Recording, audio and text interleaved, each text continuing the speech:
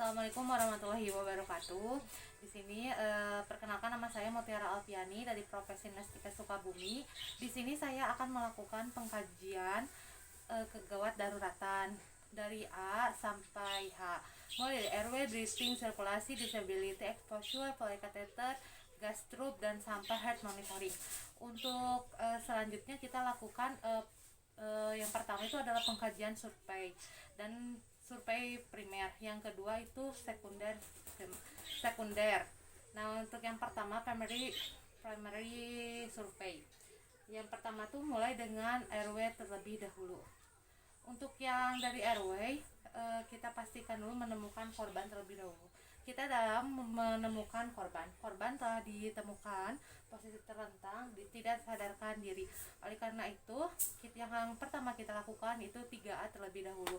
Yang pertama, aman diri yaitu melakukan cuci tangan terlebih dahulu. Aman diri, kita cuci tangan. Kita menggunakan masker, saya sudah menggunakan masker, dan kita menggunakan handphone.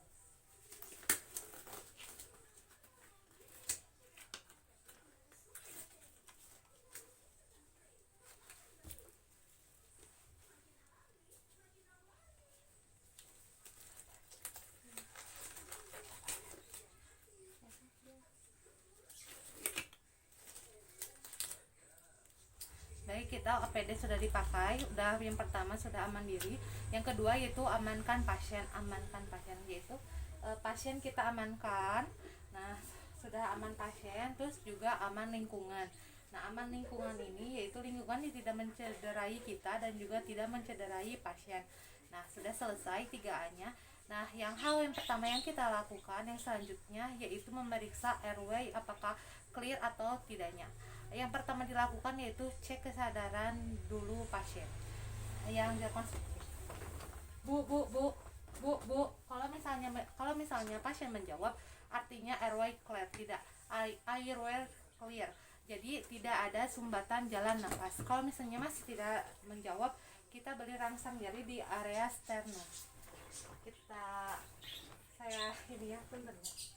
Nah, kita gesekkan seperti ini. Kalau misalnya nyeri, kalau misalnya adanya dia berbicara berarti artinya airway juga clear karena dia bisa berbicara. Nah, yang saya temukan adalah posisi pasiennya itu adalah tidak sadar, tidak merangsang. Selanjutnya yaitu kita menentukan apakah pasien termasuk dengan indikasi cedera servikal. Nah, ada 5 tanda-tanda cedera servikal. Kita lihat di keadaan pasien. Yang pertama, pasien tidak sadarkan diri. Pasien termasuk karena pasien tidak sadarkan diri. Yang kedua yaitu adanya trauma kapitis. Nah, kita lihat apakah ada trauma kapitis dan tidak ada trauma. Terus yang ketiga itu adalah biomedika yang mendukung. Jadi cerita di balik beliau bisa tidak sadarkan diri gitu. Yang keempat yaitu multiple trauma. Dan yang terakhir yaitu luka mengarah ke clavicula cranial. Setelah dilakukan tadi, kalau misalnya pasien ada indikasi ke daerah cedera servikal, maka dipasang neck collar dengan teknik sapuan dada seperti itu. Untuk selanjutnya, setelah kita pastikan kalau pasien itu termasuk indikasi tersebut atau tidak, ternyata pasien tidak termasuk dalam indikasi tersebut, maka kita bisa kita lihat dulu untuk pengkajiannya.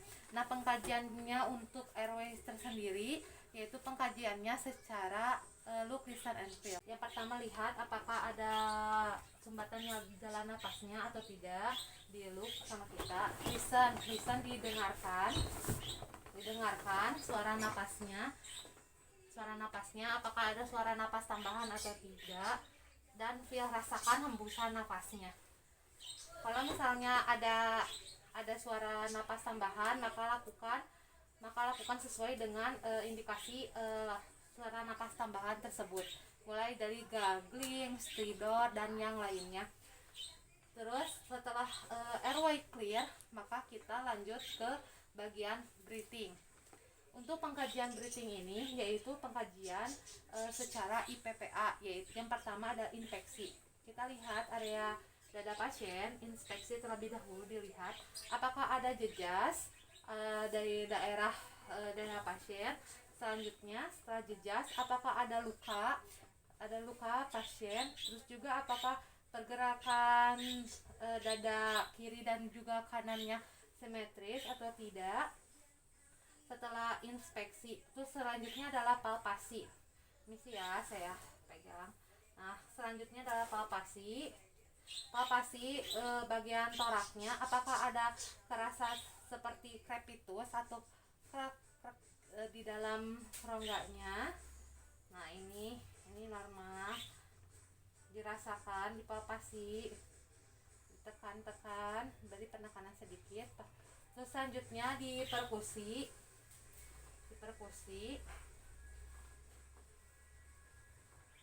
Nah, diperkusi apakah perkusinya sonor atau hipersonor, ataukah justru ke arah dullness, ke arah adanya cairan. Nah, selanjutnya yaitu auskultasi. Kita auskultasi suara napasnya. Tarik napas.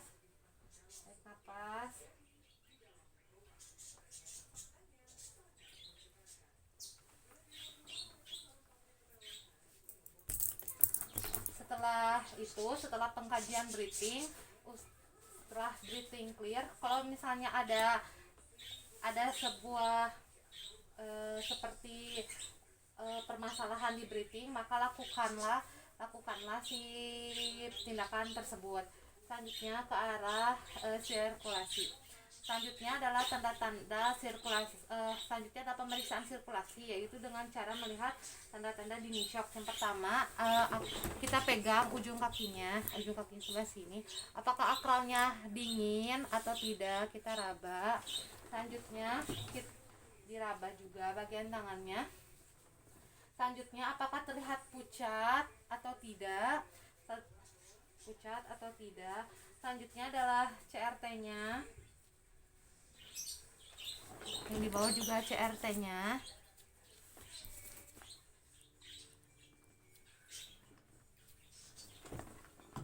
Setelah CRT, terus juga apakah pasien mengalami penurunan kesadaran, dan juga kita cek tensinya, apakah tensinya mengalami hipotensi ataukah justru ke arah hipertensi.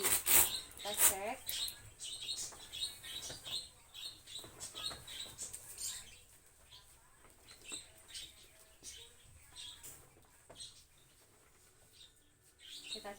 Tensinya.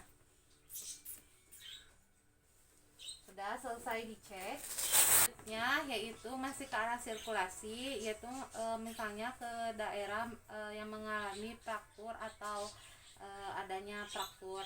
Nah, dilakukan segera si fraktur tersebut. Terus juga kita sama seperti tadi, jika untuk pengkajiannya tanda-tanda dini shock tetap sama, cuman penanganannya pada saat adanya bleeding, maka stop bleeding tersebut sesuai dengan indikasi tersebut.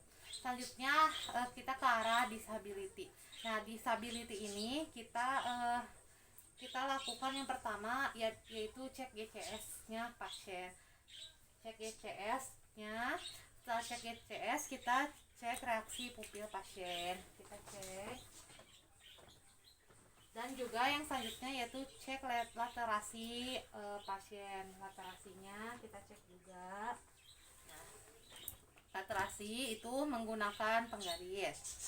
Nah, selanjutnya yaitu ke exposure. Nah, untuk pengkajian exposure tersendiri, kita tujuan exposure itu adalah mencegah pasien untuk terjadinya hipotermi. Nah, jika pasien sudah dilakukan dari RW sampai disability, kita buka bajunya pasien. Setelah kita buka bajunya, maka yang kita lakukan yaitu menselimutinya untuk mencegah hipotermi. Nah, dan selanjutnya adalah kita lakukan BTLS. Pasiennya dihadapkan ke kita, lalu kita miringkan seperti ini. Kita kita pegang area punggungnya tiap punggung, apakah terjadi pelengkungan atau ada yang tidak simetris, apakah adanya luka, seperti itu untuk BCLS-nya. Selanjutnya dipasang polycatheter gas tube untuk mencegah aspirasi, dan juga heart monitoring dipasang, yaitu untuk memantau pasien. Selanjutnya yaitu pemeriksaan secondary. Secondary ini dilakukan ya setelah primer sudah selesai, yaitu pengkajian riwayat MIS dan juga EMPL. Nah, kita tanyakan, jika pasien tidak sadar, kita tanyakan kepada pihak keluarganya. Jika sudah selesai menanyakan, kita lanjut ke arah pemeriksaan fisiknya secara head to toe. Nah, setelah pemeriksaan fisik secara head to toe selesai, maka kita kalau misalnya untuk pasien untuk dilakukan rujukan ataupun rujukannya ke apakah antar rumah sakit, apakah ke ruangan biasa atau ke ruangan ICU. Nah, sudah selesai, kita buka,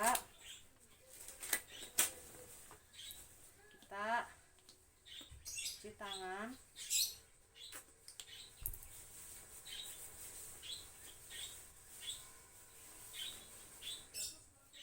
Dan juga kita jangan lupa untuk dokumentasi. Nah, dan hasilnya kita sampaikan kepada keluarganya. Nah, terima kasih telah menonton. Mohon maaf apabila ada kesalahan kata. Wabillahi taufiq wal hidayah. Wassalamualaikum warahmatullahi wabarakatuh.